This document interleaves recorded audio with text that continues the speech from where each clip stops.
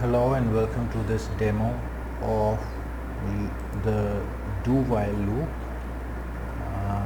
and on your screen you see the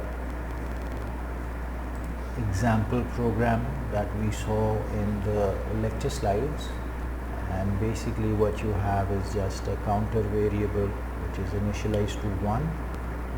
You have your do while loop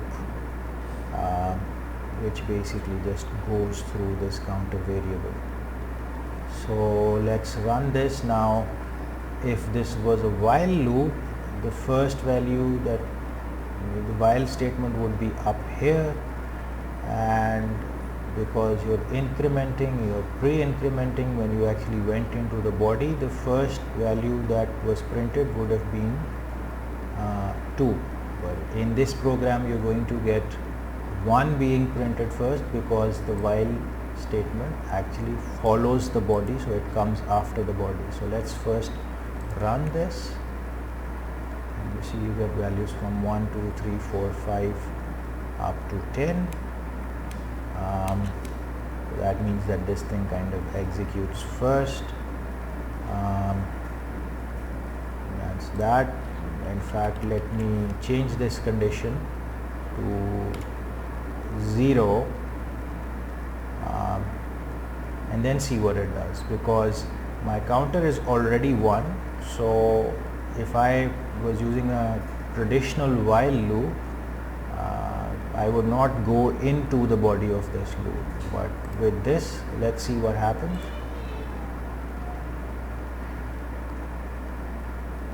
So you see that 1 is still printed.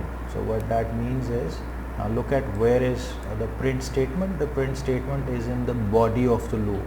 So even though the condition is already violated, it's not satisfied because counter is 1. I still go into the loop and I execute my statement once, and then when I come here, I check the condition. Counter is actually in fact incremented to 2, and then it's obviously not less than equal to 0, so the condition is violated, and so I exit my loop. Let's quickly just maybe apply a breakpoint and see this in debug mode. So what does it do? So let's see, let's look at the values of the variables. So we first have a counter that is initiated to 1. Then we have the counter being printed. You can see that it is printed, and then when we go to this step, we check, is counter less than equal to 0? Well, counter is not negative, it's actually counter is actually 2. In fact, once we actually execute this check, and so we exit our program. So a very simple demo of the do while loops. You can play around with this if you want,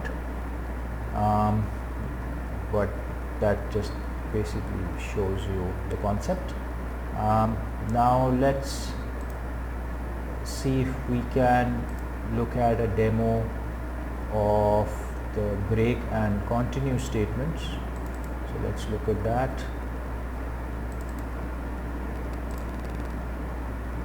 Right, so this was the program that you saw in your demo, in your slides. So what do we have? Well, we have an unsigned int x. We loop over x from 1 up till 10. If x is 5, we break the loop. And what do we mean by break? Well, when x actually gets to 5, then we're going to exit the loop, and so then we're going to come down here. So let's see if that works.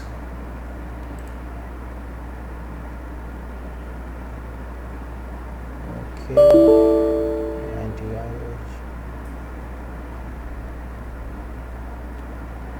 Why did this thing? Okay, so I'm having a little bit of issue with my antivirus. Let me just sort this out, be back in a second.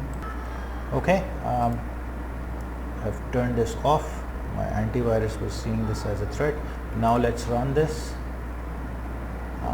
and you see 1 2 3 4, and then broke out of loop at x is equal to 5. So even though you're asking the loop to go up to 10, it actually breaks out at 5.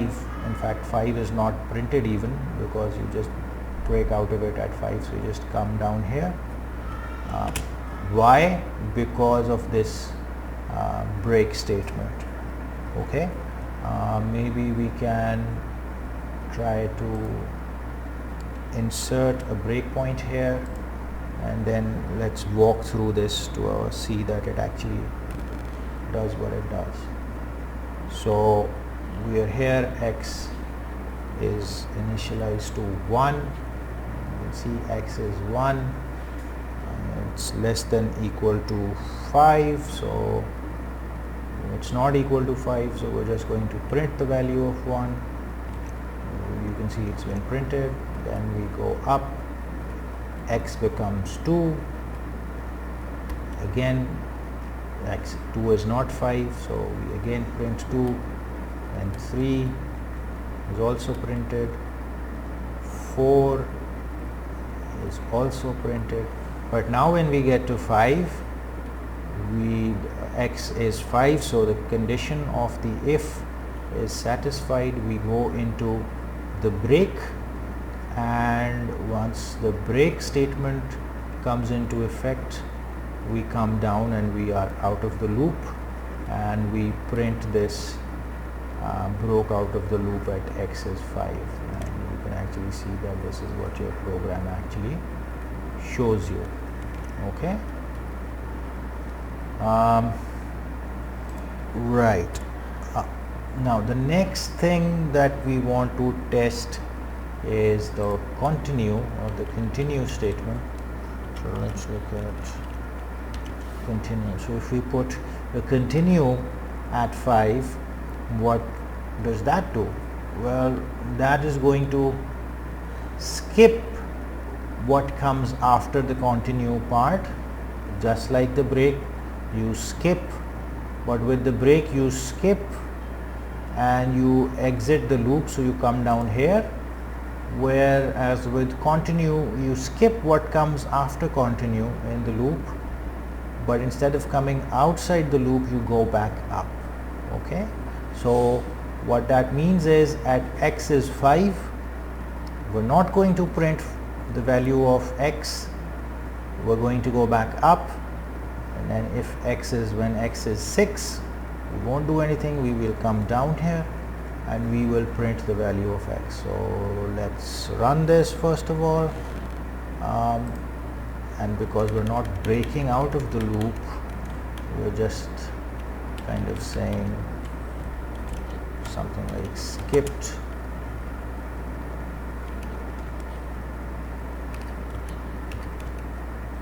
loop statements at x equals to 5. That just makes x equal to 5. That makes more sense. Let's run this program, and there you go. So you basically have x is 1 2 3 4. Notice that there is no 5 because 5 was skipped. 6 7 8 9 10. Okay, so that's the main difference between